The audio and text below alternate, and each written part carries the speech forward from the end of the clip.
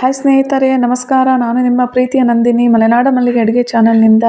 ಸ್ನೇಹಿತರೆ, ಇವತ್ತು ಹೆಲ್ದಿ ಆದಂತಹ ಗೋಧಿ ದೋಸೆಯನ್ನು ಮಾಡ್ಕೊಳ್ಳೋಣ. ಇಲ್ಲಿ ನಾನು ನುಗ್ಗೆ ಸೊಪ್ಪು ತೊಗೊಂಡಿದ್ದೀನಿ, ಆಮೇಲೆ ಕ್ಯಾರೆಟ್ ತೊಗೊಂಡಿದ್ದೀನಿ, ಕೊತ್ತಂಬರಿ ಸೊಪ್ಪು, ಕರಿಬೇವಿನ ಸೊಪ್ಪು, ಈರುಳ್ಳಿನ ತೊಗೊಂಡಿದ್ದೀನಿ. ಒಂದು ಬಟ್ಲಲ್ಲಿ ಗೋಧಿ ಹಿಟ್ಟು ತೊಗೊಂಡಿದ್ದೀನಿ, ಒಂದು ಅರ್ಧ ಬಟ್ಲು ಚಿರೋಟಿ ರವೆ ತೊಗೊಂಡಿದ್ದೀನಿ. ಆನಂತರ ಸ್ವಲ್ಪ ಅದಕ್ಕೆ ಉಪ್ಪು ತೊಗೊಂಡಿದ್ದೀನಿ. ಈಗ ಎಲ್ಲ ಒಂದು ಬೌಲ್ಗೆ ಹಾಕ್ಕೊಂಡು ಎಲ್ಲ ಮಿಕ್ಸ್ ಮಾಡ್ಕೊಳ್ಳೋಣ ಸ್ನೇಹಿತರೆ. ಇದು ತುಂಬ ಹೆಲ್ದಿಯಾದಂತಹ ದೋಸೆ.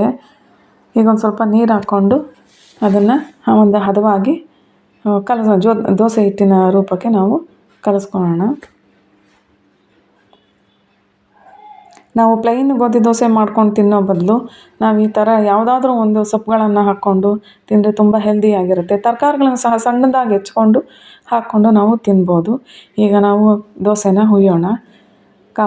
ಒಲೆ ಹಚ್ಚಿ ಕಾವಲಿ ಇಟ್ಟಿದ್ದೀನಿ. ನುಗ್ಗೆ ಸೊಪ್ಪಿನ ಬಗ್ಗೆ ಎಲ್ಲರಿಗೂ ಗೊತ್ತಿದೆ ಸ್ನೇಹಿತರೆ. ಕೂದಲಿಗೆ ಒಳ್ಳೆಯದು, ಆರೋಗ್ಯಕ್ಕೆ ಒಳ್ಳೆಯದು. ಈಗ ಒಂದು ಸ್ವಲ್ಪ ಎಣ್ಣೆ ಹಾಕ್ಕೊಳ್ಳೋಣ. ಎಣ್ಣೆ ಬದಲು ತುಪ್ಪನ ಸ್ವಲ್ಪ ಹಾಕ್ಕೊಳ್ಬೋದು. ಈಗ ಮುಚ್ಚಳ ಮುಚ್ಚಿ ಒಂದು ಸ್ವಲ್ಪ ಹಬೆಯಲ್ಲಿ ಬೇಯಿಸೋಣ.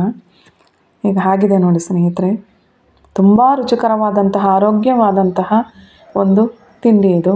ನಾನು ಇದಕ್ಕೆ ಚಟ್ನಿಗೆ ಒಂದೆಲಗ ಅಂತ ನಾವೆಲ್ಲ ಕೇಳಿದ್ದೀವಿ. ಒಂದೆಲಗದ ಚಟ್ನಿಯನ್ನು ನಾನು ಮಾಡಿದ್ದೇನೆ. ಮುಂದಿನ ದಿನಗಳಲ್ಲಿ ನಾನು ಮಾಡೋದು ಹೇಗೆ ಅಂತ ನಿಮಗೆ ಹೇಳಿಕೊಡ್ತೇನೆ.